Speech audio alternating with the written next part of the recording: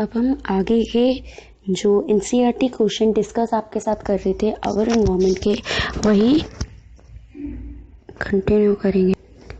Continue करेंगे। तो आपका क्वेश्चन नंबर 12 तक हमने कर लिए थे, अब 13 करते हैं। क्वेश्चन है आपका, what is biological magnification? Will the level of this magnification be different at different level of the ecosystem? तो मैंने आपको बताया था कि बायोलॉजिकल मैग्निफिकेशन होता क्या है कि आपके किसी भी पोल्यूटेंट या हार्मफुल केमिकल का कंसंट्रेशन बढ़ना, ठीक है, वो भी फूड चेन के स्टेप्स पे। तो डिफाइन पढ़ो और एग्जाम्पल भी इसी के आगे है, तो ये रीड आंसर करो।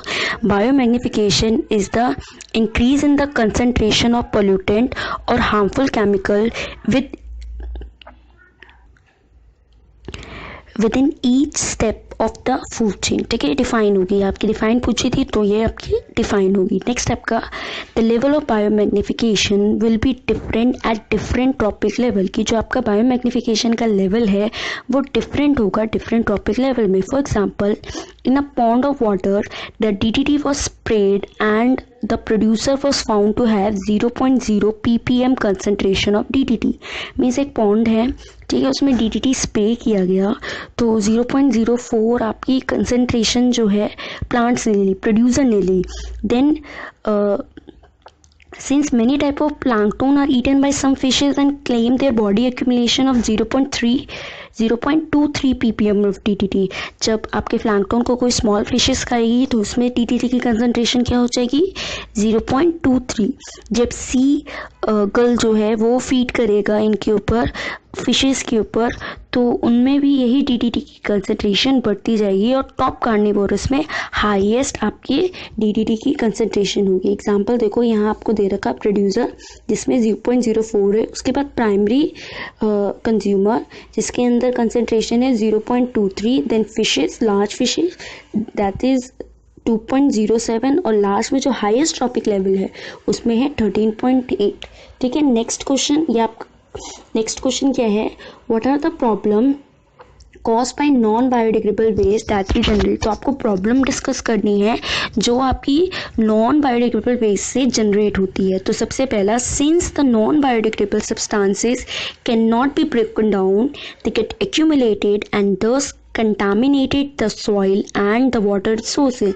तो आपका जो भी नॉन बायोडिग्रेडेबल सब्सटेंसेस है वो इजीली ब्रेक डाउन नहीं होता, तो वो एक्यूमुलेट हो जाता है और आपके सॉइल को कंटामिनेट करता है और आपके वाटर रिसोर्सेज को कंटामिनेट करता है।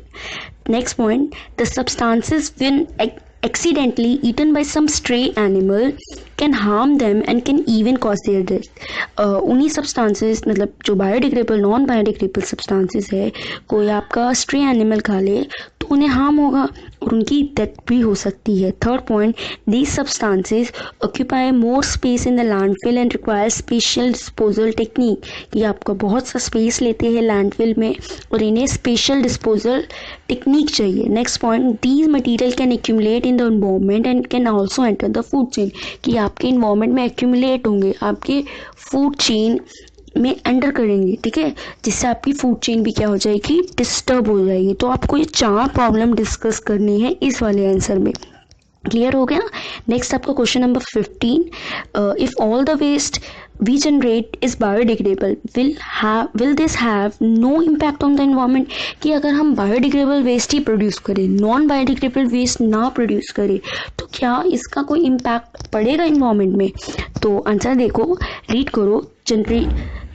Generation of only biodegradable waste will have a positive impact on the environment, कि आपका अगर आप बायोडिग्रेडेबल वेस्ट जनरेट कर रहे हो तो उसका पॉजिटिव इम्पैक्ट होगा इन्वायरमेंट में।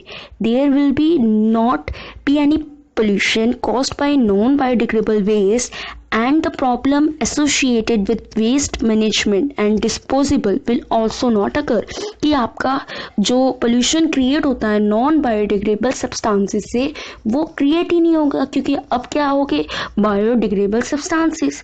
और जो भी प्रॉब्लम होती है उनको वेस्ट को डिस्पोज करने की, ठीक है, वो भी प्रॉब्लम आपकी क्रिएट नहीं होगी। Next point, the population of decomposer will increase to break down the extra biodegradable waste generated, और जो आपका पॉपुलेशन है डीकम्पोजर का, जो इन बायोडिग्रेडेबल सब्सटेंसेस को डीग्रेड करते हैं, उनका जो नंबर है वो बढ़ जाएगा, ठीक है।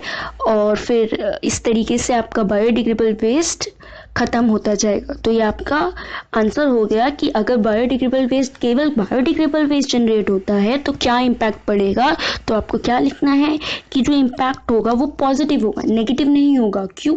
क्योंकि एक तो आपका पोल्यूशन नहीं होगा, वेस्ट डिस्पोजेबल को लेकर कोई प्रॉब्लम नहीं होगी, ठीक है, और आपके जो डिकम्पोजर्स हैं उनकी नंबर बढ़ जाएगी। नेक्स्ट क्वेश्चन है, why is damage to the ozone layer a cause for concern, what step are being taken to limit the damage। मतलब जो आपकी ओजोन लेयर डिप्लीट हो रही है और डैमेज हो रही है, ठीक है, वो आपकी चिंता करने की क्यों रीजन है, ठीक है।